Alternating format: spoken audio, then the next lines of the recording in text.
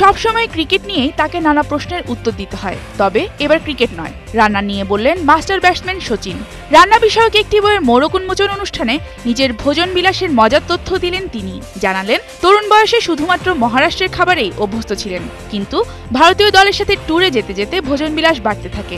তার প্রিয় খাবারের তালিকায় আছে ভারতীয়, জাপানিজ, পাকিস্তানি আর লন্ডনী খাবার। শামুককে মনে করেন সবচেয়ে বৈচিত্র্যপূর্ণ খাবার। ভ্রমণ করতে করতেই আমি বিভিন্ন দেশের খাবারে অভ্যস্ত হয়েছি। পাকিস্তানে আমার প্রথম ট্যুর ছিল স্মরণীয়। কিমা পরোটা আর এক গ্লাস লাচ্ছি দিয়ে আমি নাস্তা করতাম। ডিনারের আগে কিছু খাওয়া হতো না। সফর শেষে মুম্বাই ফেরার পর আমার ওজন বেড়ে গিয়েছিল।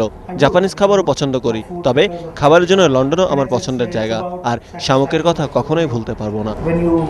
তবে যে কোনো ট্যুর থেকে দেশে ফিরে সচিন সবচেয়ে বেশি খেতে পছন্দ করেন মহারাষ্ট্রের ভারান ভাত। এই খাবারটি ভারতের বাইরে কোথাও পাওয়া যায় না। সচিন জানালেন শুধু রসনা বিলাসেই নয়, হেসেলেও দারুণ পটু তিনি। সুযোগ পেলেই মেতে ওঠেন নানা রান্না নিয়ে। মায়ের কাছ থেকেই রান্নার হাতেখড়ি তার। এমনকি 1997-98 সালের দিকে দিল্লিতে অজয় জাদেজার বাসায় নিজেই টিম ইন্ডিয়ার সবাইকে বেগুন ভর্তা করে খাওয়ান এই ব্যাটিং জিনিয়াস। রান্নাকে রিফ্রেশমেন্টের উপায় বলেও মনে করেন সচিন। বিশেষ দিনে আমি আমার স্ত্রী আর সন্তানদের জন্য রান্না করে থাকি। ফিশ কারি, প্রন মশলা এসব খাবার রাঁধতে পারি। এগুলো মায়ের কাছ থেকে শিখেছি। তবে অঞ্জলি বলে আমার হাতে ফিশ কারি সেরা। টিম ইন্ডিয়া জহির খান, অজিত আগারকার, যুবরাজ সিং এর ভোজন বিলাস নিয়েও মজার সব তথ্য দেন সচিন টেন্ডুলকার। নিশাত পারভেজ, বৈশাখী নিউজ।